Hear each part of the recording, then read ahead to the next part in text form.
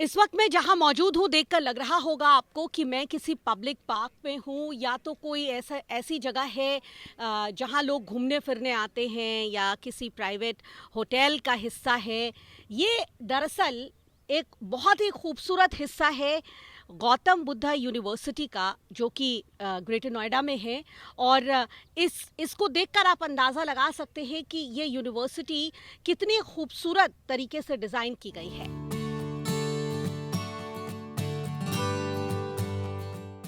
Greater Noida की Gautam Buddha university में एक ऐसा इंफ्रास्ट्रक्चर है जिसमें पर्यावरण के हर पहलू का ख्याल रखा गया है।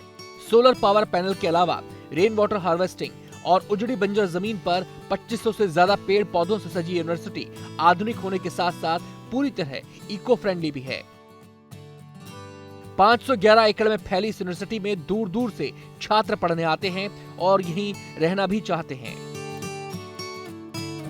इस तरह का प्रदूषण है यस मैम, काफ़ी प्रदूषण बढ़ा हुआ है, तो इसलिए ज़रूरत है ऐसे पेड़ पौधों की और मैम रिसाइकिल करें वाटर को। बहुत बढ़िया। आप कहाँ से हैं? Ma'am greater Noida. और यहाँ पे खैर आप तो खुद ही इस तरह के माहौल में रहे हैं। दिल्ली के प्रदूषण को लेकर आप मानते हैं दिल्ली में भी ऐसे स्ट्रक्चर्स की जरूरत है? मैम वहाँ दिल्ली में काफ़ी प्रदूषण है, क्योंकि भाई पढ़ते हैं मेरे वहाँ, बताते हैं, तो इस यूनिवर्सिटी में भाई बताते हैं आपकी यूनिवर्सिटी काफ़ी अच्छी है, तो दिल्ली में भी होने चाहिए ऐसे। दिल्ली में भी ऐसे होना चाहिए। आप भी? हाँ, प्रदूषण कम हो वहाँ का भी। जी। आप यस मैम, होना चाहिए ऐसा ही होना चाहिए। आप कौन से बिहार से हैं?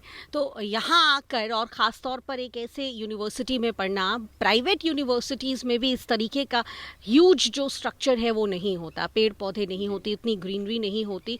तो दिल्ली में इस वक्त आप मानते हैं ज़रूरत है ऐसे structures? बहुत ज़रूरत है यहाँ की ऐसे स्ट्रक्चर की दिल्ली में है। आप भी मानते हैं? हाँ, ज़रूरत है। ज़रूरत है। दिल्ली का मशहूर सीपी कुकरेजा ग्रुप उन्हीं आर्किटेक्ट्स के ग्रुप में से एक है जो दिल्ली के प्रदूषित होते वातावरण को साफ करने के लिए और आने वाले समय में दिल्ली की साफ हवा और साफ पानी की समस्याओं को दूर करने के इरादे से काम कर रहा है। आई थिंक अब तो एक ऐसा समय आ गया है कि अगर हम एनवायरनमेंट की तरफ ध्यान नहीं देंगे तो एक कैटास्ट्रोफी की तरफ हम बढ़ रहे हैं। तो डिज़ाइन ऐसी चीज़ है जो बिल्ट एनवायरनमेंट हम क्रिएट करें, मेरे हिसाब से वो built environment at the cost of nature नहीं, लेकिन मैरिड विद नेचर होना चाहिए। दोनों का आपस में ये एक रिलेशनशिप होना चाहिए।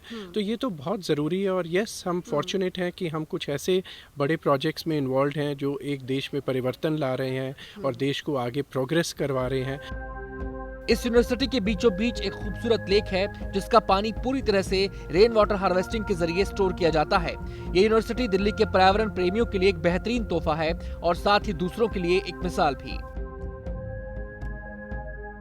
जब हम सोसाइटीज़ बनाते हैं, अगर ये सोच करके बनाएं कि हमें अपनी सराउंडिंग ऐसी बनानी है कि दूसरों के लिए मिसाल हो। दिल्ली में जहाँ साफ़ हवा की कमी है, वहाँ साफ़ हवा हम कुछ हद तक अपने सोसाइटी में ही क्यों ना प्रोवाइड कराएं, तो दिल्ली ज़रूर बदलेगी।